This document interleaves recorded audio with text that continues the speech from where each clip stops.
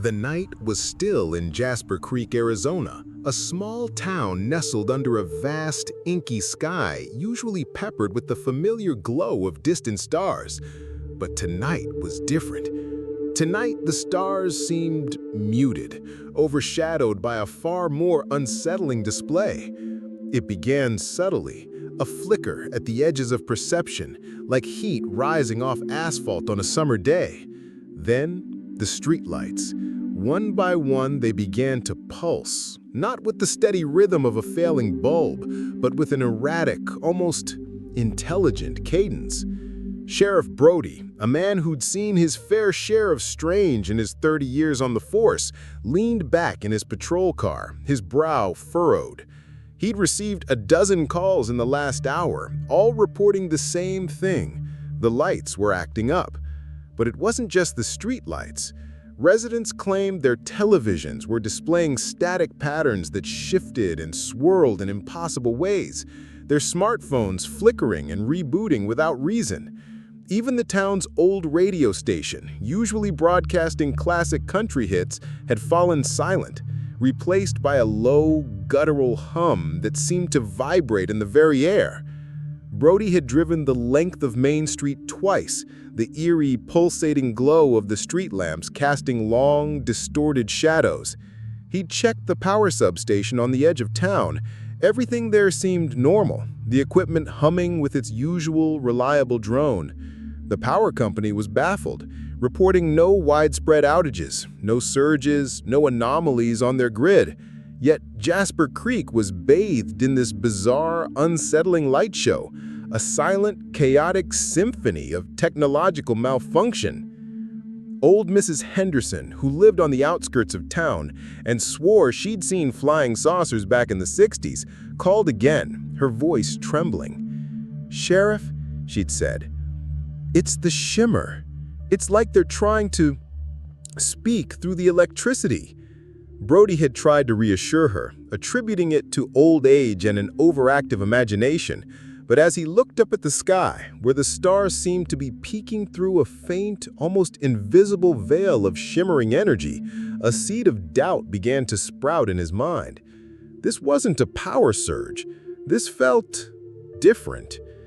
Across town, in his cluttered basement workshop, a reclusive amateur radio enthusiast named Miles Corbin was glued to his equipment. Miles spent his nights scanning the airwaves for unusual signals, a hobby that often earned him the quiet amusement of the townspeople. But tonight, his usual playful curiosity had morphed into intense focus.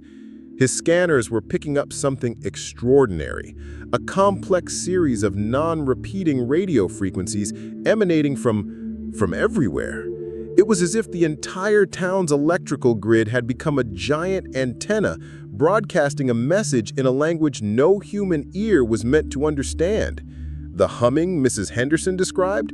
Miles' equipment registered it as a low-frequency carrier wave, beneath which pulsed layers upon layers of intricate data. He felt a chill crawl down his spine. This wasn't just a glitch in the grid. This was something else entirely. Something alien. Miles Corbin had spent the better part of 3 hours trying to isolate the source of the anomalous signals, but his efforts were fruitless. It was like trying to find a single drop of rain in a storm. The signals weren't coming from a specific point. They were emanating from the very infrastructure of Jasper Creek itself. The copper wires, the transformers, the circuit breakers, they were all resonating with this strange alien symphony.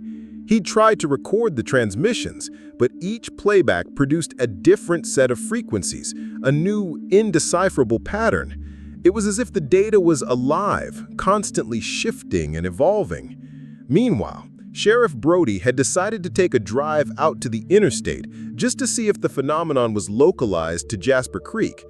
The further he drove from town, the more the pulsating lights and shimmering air seemed to fade, replaced by the familiar, comforting darkness of the Arizona desert. The interstate itself was a ribbon of black asphalt under the faint starlight, dotted with the occasional pair of headlights from a passing truck. Everything seemed normal out here, a stark contrast to the unsettling chaos back in town. But as he approached the overpass that connected to the main highway, he noticed something odd. A line of cars, their headlights on, was stopped on the ramp.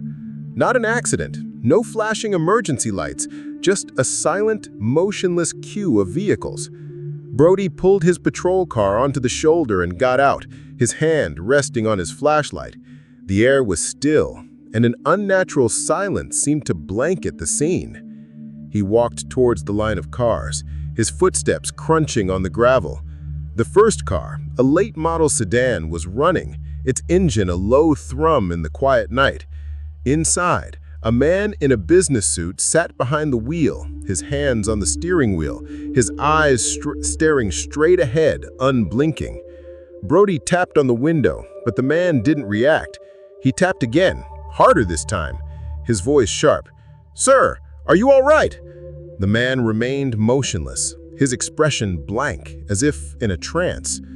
Brody moved to the next car, a minivan with a family inside. The parents in the front, 2 children in the back, all of them staring straight ahead, their faces illuminated by the dashboard lights. They were all breathing, their chests rising and falling in a slow, rhythmic pattern, but they seemed completely unaware of his presence. It was the same in every car.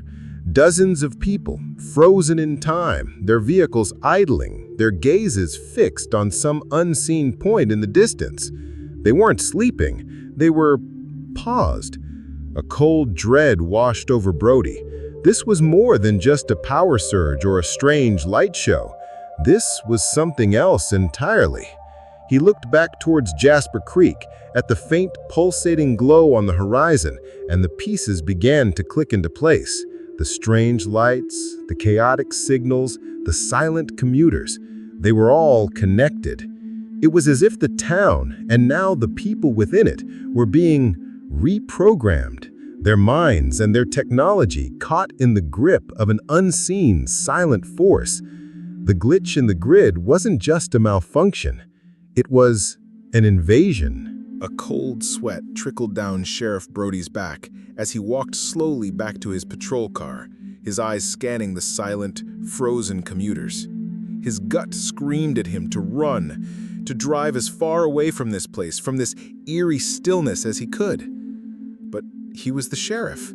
It was his job to protect, even when the threat was incomprehensible. He got into the car, his hand trembling as he reached for the radio. "Dispatch, this is Brody, come in." Silence. He tried again, his voice louder. "Dispatch, does anyone copy?" The only response was a crackle of static and the same low-frequency hum that seemed to be bleeding through the speakers themselves. Every channel was dead. He was cut off. Back in his basement, Miles Corbin had made a breakthrough, albeit a terrifying one. Unable to decrypt the complex data, he decided to try a different approach. He ran the signal through an oscilloscope, converting the strange frequencies into visual waveforms. What he saw made his blood run cold. Amid the chaotic, ever-shifting patterns, there was a faint but unmistakable regularity. This wasn't random noise. The waves were forming complex, almost geometric shapes that repeated at irregular intervals. It was like an attempt at communication, not through sound, but through the very structure of energy itself. Then he heard it. Beneath the hiss of static coming from his speakers, a new sound emerged. A whisper, faint, on the very edge of hearing, like a voice from the end of a long tunnel. It wasn't a human language. The sounds were guttural, clicking, but there was a strange, hypnotic cadence to their rhythm. He turned up the volume, and the whispers grew clearer. He couldn't understand the words, but he could feel the intent. It felt like instructions, commands, as if someone or something was issuing orders to an unseen army using the town's power grid as its mouthpiece. A horrifying realization dawned on Miles Corbin. The signals weren't just a byproduct of some phenomenon. They were the phenomenon. An alien technology integrated into their own infrastructure was using it as a medium for control. The pulsing lights, the frozen commuters, they weren't glitches. They were symptoms of an activation. A system was coming online, and the whispers in the static were the voice of its operator. He looked at the map of the town pinned to his wall, at the network of power lines that crisscrossed it like veins. They weren't just powering the town. They were enslaving it. Sheriff Brody knew he couldn't stay on the highway. Whatever was happening in Jasper Creek was spreading, and those silent figures in their cars were a chilling testament to its reach. He had to get back to town to try and understand what was going on, and more importantly, to help anyone who hadn't yet been taken. He put his patrol car in gear and sped back towards Jasper Creek, the unsettling glow on the horizon growing stronger with every mile. As he re-entered the town limits, the pulsing of the streetlights was even more pronounced, their erratic flickering casting strobing shadows that danced across the empty streets. The air felt thick, charged with an almost palpable energy. He noticed something else now, something he'd missed before in his initial drive through town. The power lines. They weren't just static wires strung between poles. They seemed to be moving. Not in a violent, wind-blown way, but in a subtle, almost organic undulation, like veins beneath the skin of the town, pulsing with the same strange rhythm that permeated the airwaves. He pulled up to the town square, the heart of Jasper Creek, usually bustling even late at night. Now, it was deserted. The diner, its neon sign flickering with the same irregular beat as the streetlights, was empty. The gas station stood silent, its pumps frozen mid-transaction. Even the stray dogs that usually roamed the alleys were nowhere to be seen.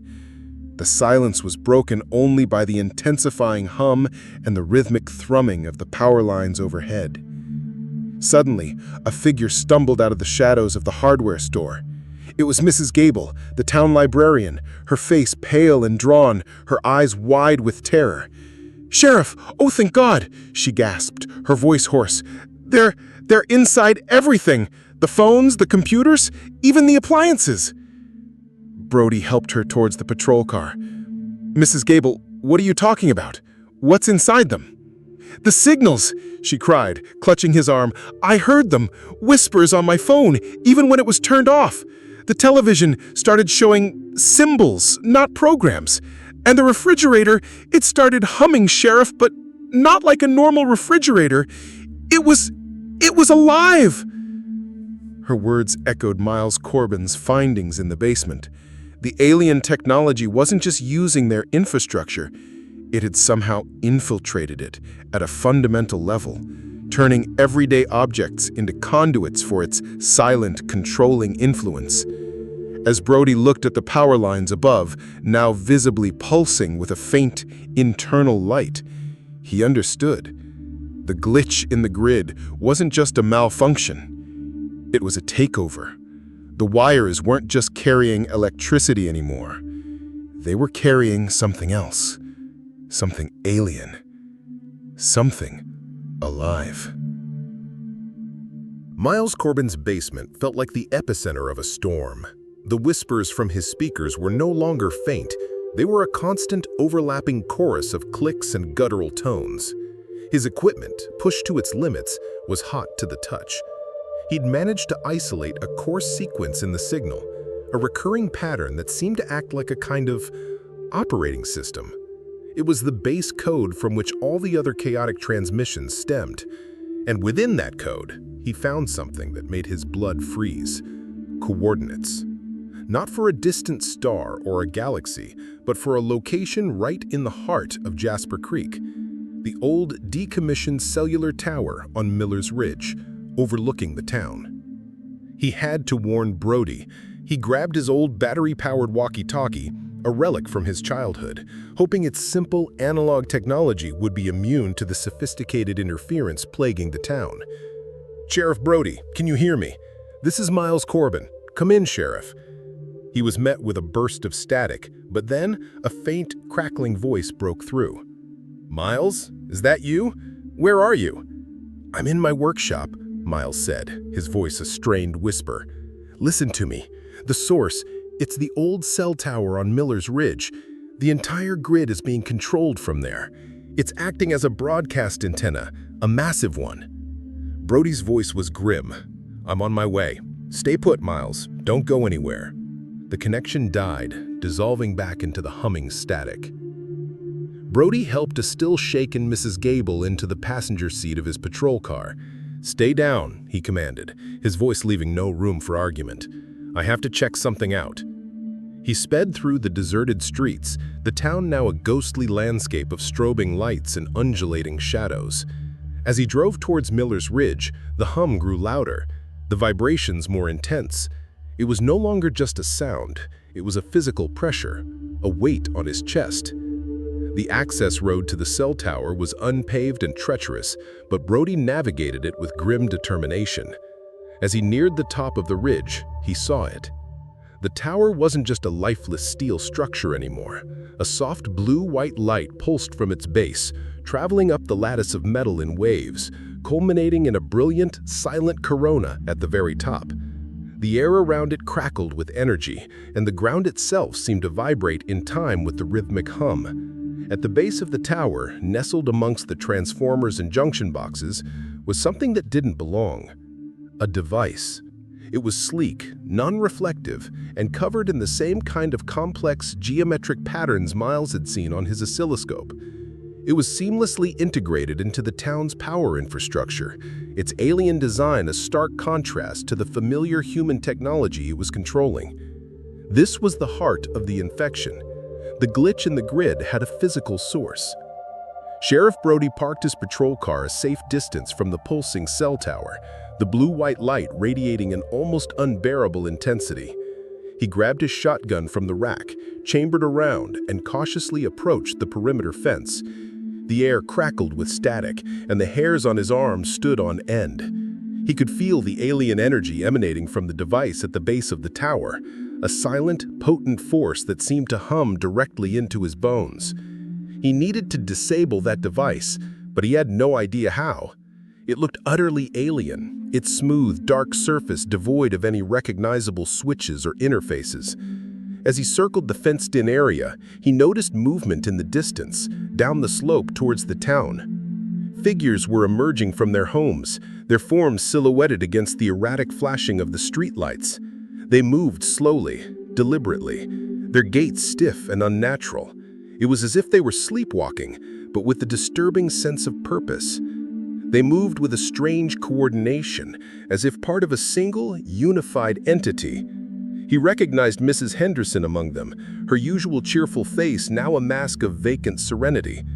Old Mr. Abernathy, who always had a friendly wave for Brody, walked past with his eyes fixed straight ahead, his hands held rigidly at his sides.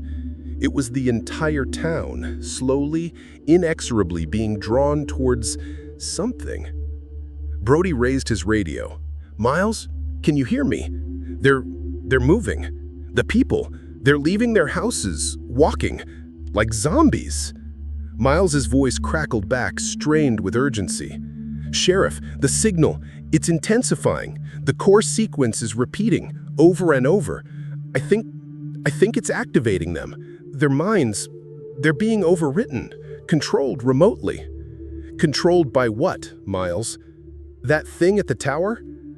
I don't know for sure, Sheriff, but the timing, it all lines up. The device must be emitting some kind of focused energy, and the town's grid is amplifying it, broadcasting it to everyone connected." Brody looked at the silent marchers, their numbers growing with each passing moment. He understood now. The glitch in the grid wasn't just about controlling technology, it was about controlling people. The alien intelligence wasn't just observing, it was taking over, one silent, sleepwalking resident at a time. And he was the only one awake to witness it. His small town was becoming a hive mind, orchestrated by a technology beyond human comprehension. He had to do something, even if it meant facing an enemy he couldn't see, an enemy that had already burrowed its way into the very fabric of his community. The constant drone now has a sharper, more insistent tone, like a sustained high-pitched whine beneath the deeper hum. The clicking rhythm is almost subliminal, felt more than heard. The pressure in the air feels heavier, more oppressive. Fades slightly. Sheriff Brody knew a direct assault on the tower was likely suicide. He was just one man with a shotgun against an unknown alien technology. He needed information, a weakness, something he could use against this silent invasion. He thought back to Miles's frantic warnings, the talk of the town's grid being used as an amplifier. If that were true, then disrupting the grid might be their only chance. He raced back to his patrol car, Mrs. Gable still huddled low in the passenger seat, her eyes wide with fear. "We have to get to the power station," he told her, his voice urgent. "It's our only shot." The drive across town was surreal. The streets were now filled with the silent marchers, their numbers growing exponentially.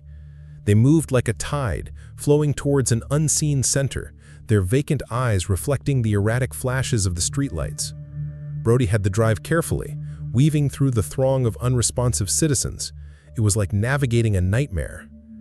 He reached the power substation on the edge of town, the familiar hum of the transformers now overlaid with the unsettling alien drone emanating from the distant tower.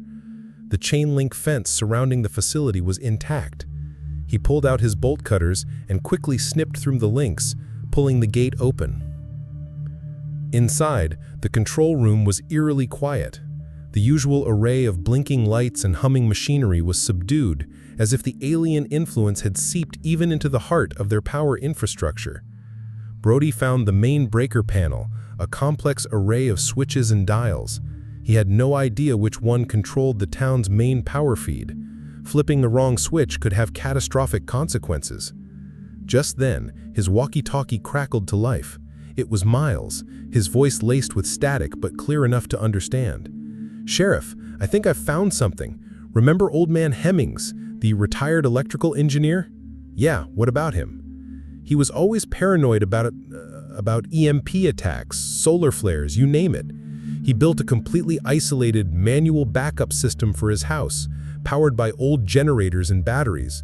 He even had his own miniature grid, completely independent of the town's main supply." Brody's mind raced. "Could that help us?" "Maybe," Miles said. "His house is on Elm Street, the last one on the left before the old Blackwood place. If we could somehow tap into his system, create a power surge, it might disrupt whatever the aliens are doing." It was a long shot, a desperate gamble, but it was the only lead they had. "Miles, stay on the radio. Tell me how to find Hemmings' place." He turned to Mrs. Gable. "We have a new destination." He knew it was a long way across a town now filled with sleepwalkers, but the faintest glimmer of hope had ignited within him. Somewhere in the attic of an old paranoid man lay a potential failsafe for Jasper Creek. The high-pitched whine intensifies, becoming almost painful. The deeper hum vibrates through everything. The subliminal clicking is now a rapid, almost frantic pulse. Fades slightly. Navigating Elm Street was even more treacherous than the drive to the power station. The street was choked with sleepwalkers, their blank faces illuminated by the eerie, flickering street lamps. Sheriff Brody had to drive slowly, inching his patrol car through the throng.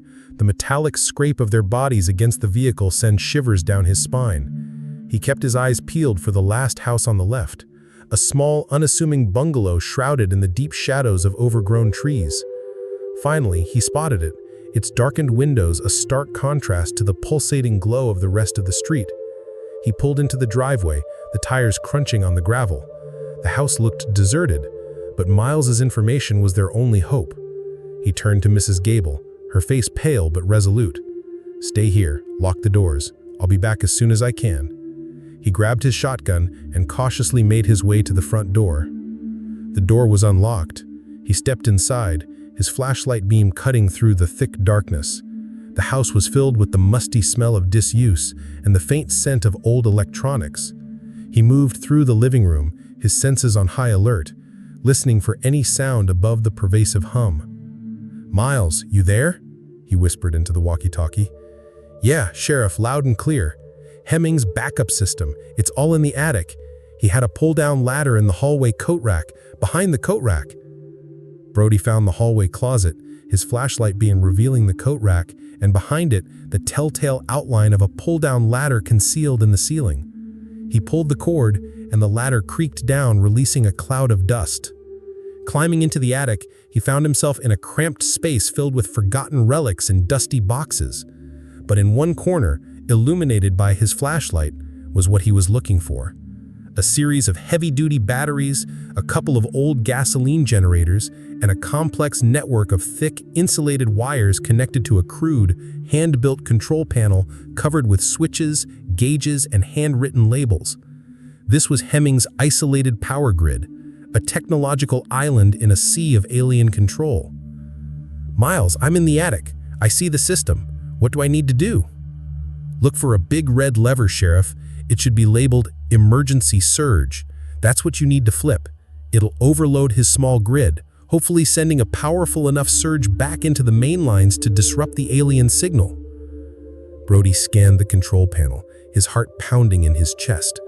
Amongst the tangle of wires and switches, he found it, a large red lever with the words Emergency Surge scrawled beneath it in faded ink. This was it, their Hail Mary. He took a deep breath, his hand hovering over the lever. He had no idea what the consequences would be, but he knew he had to try. For Jasper Creek. For everyone who was now walking in a silent, alien-controlled dream. He gripped the lever, steeling his nerves. This was more than just flipping a switch. This was a fight for the soul of his town. The high-pitched whine reached a fever pitch, becoming a piercing shriek of electronic feedback. The deep hum stuttered, like a machine on the verge of breaking down. The clicking pulse became erratic, a chaotic, spastic rhythm. Fade slightly. With a final, resolute breath, Sheriff Brody pulled the red lever. For a heart-stopping moment, nothing happened. The attic remained shrouded in dusty silence, the hum from outside continuing its oppressive drone. Then a low groan emanated from the generators, and the control panel sparked to life.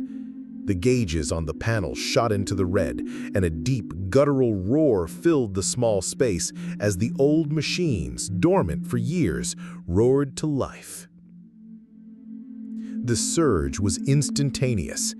A brilliant arc of blue-white electricity erupted from the control panel, traveling down the thick insulated wires out of the attic and into the town's compromised power grid. The house shook and the lights flickered violently before a wave of pure, raw energy slammed into the alien network. The effect was immediate and catastrophic. The oppressive hum that had blanketed Jasper Creek for hours suddenly fractured, replaced by a deafening high-frequency scream. It was the sound of a system in agony, a technological shriek of pain that seemed to rip through the very fabric of the night. The pulsating streetlights exploded in a shower of sparks and glass. The power lines, once undulating with a life of their own, now thrashed wildly, whipping through the air like enraged serpents before going dark and silent. From his vantage point in the attic window, Brody could see the effect on the sleepwalkers. As the wave of energy washed over them, they convulsed, their bodies jerking and twitching as if struck by lightning. A collective, agonizing moan rose from the streets, a human sound in the midst of the technological chaos. Then, one by one, they collapsed, crumpling to the ground like puppets with their strings cut. The blue-white glow from the cell tower on Miller's Ridge flickered and died, plunging the town into an almost absolute darkness, broken only by the distant, familiar glow of the stars, no longer obscured by the shimmering veil. The silence that followed was profound, a stark contrast to the hours of oppressive alien noise. The glitch in the grid had been silenced. Brody stumbled out of the attic, his ears ringing, his body trembling with adrenaline. He raced outside, his flashlight beam cutting a frantic path through the darkness. The street was littered with the still forms of his neighbors. He knelt beside Mrs. Henderson, his heart pounding in his chest. He felt for a pulse. It was there, faint but steady. She was alive. They were all alive, breathing in the quiet, blessedly silent night. The town was safe, for now. But as Brody looked up at the dark, silent cell tower, a new, chilling question began to form in his mind. What would happen when the creators of this technology came looking for their broken toy? Dawn broke over Jasper Creek with a cold, eerie stillness. The town was dark, silent, cut off from the outside world by an invisible wall of quiet. People began to stir, slowly at first, then en masse, waking up in the streets and in their homes, wherever the unseen force had dropped them. They awoke with dull headaches and a strange sense of lost time, their memories blank where the terrifying hours of their involuntary servitude should have been. Sheriff Brody and Miles Corbin, along with a surprisingly composed Mrs. Gable, became the unlikely command center in the ensuing chaos. They went door to door, checking on people, soothing their fears with a story of a powerful lightning storm that had knocked out the power grid. It was a simple, believable lie, far easier to digest than the unbelievable truth. As the town slowly came to grips with the blackout, Miles returned to his basement. Hemmings's surge had fried most of his equipment, but his old battery-powered analog oscilloscope still flickered to life. He hooked it up to a makeshift antenna, scanning the airwaves.